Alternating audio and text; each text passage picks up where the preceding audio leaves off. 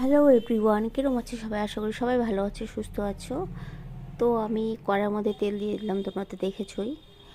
আর 4 piece কাতল মাছ করব।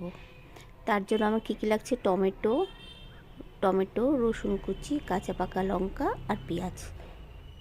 একদম তোমার ঘড়ি ধরে তুমি 10 মিনিটে রান্না করতে পারবে সব কিছু রেডি রাখলে। তো আমি কিছুই ফোড়ন টোড়ন দিলাম না, এটা কাঁচা কাতল মাছের কালিয়া করব। বিশ্বাস করো, এটা খেতে ভাজার চেয়েও বেশি সে ভাজার চেয়েও বেশি কাঁচাটা বেশি ভালো লাগে। যাই হোক, সবার আলাদা আলাদা টেস্ট। এটা আমার দিদার রেসিপি। আর এর মধ্যে রসুন, পেঁয়াজ, একটা টমেটো, কাঁচা লঙ্কা বাটাই ছিল, অল্প করে দিয়ে দিলাম। আর হলুদ, লবণ, আর তোমার একটু লঙ্কার গুঁড়ো দেবো। একবার ট্রাই করো আমার কথা মতন, বেশ ঝালঝালা হবে এই রান্নাটা। সবগুলো মিক্স করে নিয়ে তোমার একদম কাতল মাছটা এত টেস্টি, বুঝতেই পারবে না যে সে ভাজা হয়নি। তো আমি 4 পিস নিয়েছি, 3 পিস পেটি, 1 পিস তোমার গাদার মাছ।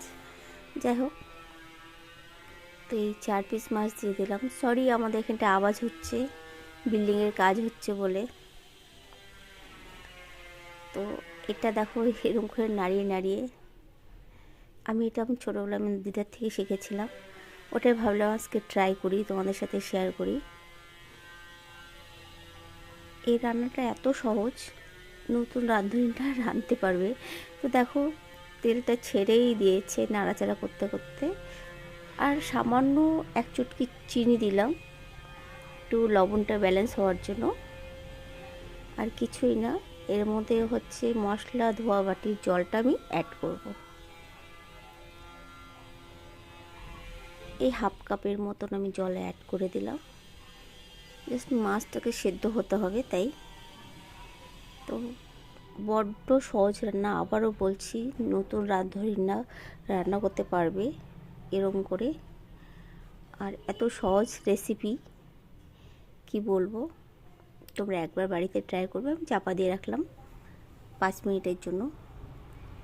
এরকম 5 মিনিট পর আমি খুললাম, আবার সামান্য একটু উল্টে দেবো হালকা করে, না হলে তোমার দেখো কাঁটাটা বেরিয়ে গেল। সেদ্ধ হয়ে গেছে। একটু বলে না মশলা একটু ভাজা ভাজাটা, ওটা আমি করতে চাচ্ছি। এর মধ্যে ভাজা তো আমি করিনি মাছটা, তো এটা ভাজা ভাজাও যেন হয়ে যায়। তো আরও অল্প আমি চাপা দিয়ে রাখবো। আরও 5 মিনিট হয়ে গেল আমার। 5 মিনিট, আরও 5 মিনিট আমি চাপা দিয়ে রাখি। রেখে দিলাম। আবার 5 মিনিট পর চলে আসলাম, দেখো তেলটা ছেড়ে দিয়েছে।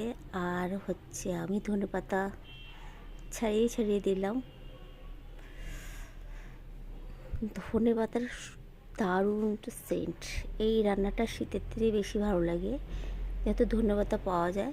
আর দেখো, মনে হচ্ছে ভাজা হয়ে গেছে মাছটা। কি অসাধারণ হয়েছে না?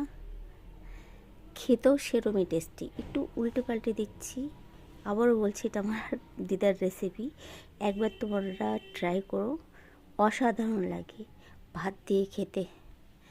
তো আমি একটু উল্টে উল্টে দিচ্ছি, এখন গ্যাসটা অফ করে দেবো। তো ছোট্ট একটা ভিডিও তোমাদের সাথে শেয়ার করলাম, অবশ্যই ট্রাই করো, কীরকম হলো খেতে তোমরা বলো। তো টাটা, বাই বাই, টেক কেয়ার, সবাই ভালো থাকো, সুস্থ থাকো। আর এই রান্নাটা একবার হলেও ট্রাই করো। তো এই তো আমার ছোট্ট একটা ভিডিও, সহজ রেসিপির ভিডিওটা তোমাদের সাথে শেয়ার করলাম। কেরম লাগলো তোমাদের বলো। আমি এটা গরম ভাতের সাথেই খাবো, এখন আর খাওয়া যাবে না। টাটা, সবাই ভালো থেকো, সুস্থ থেকো।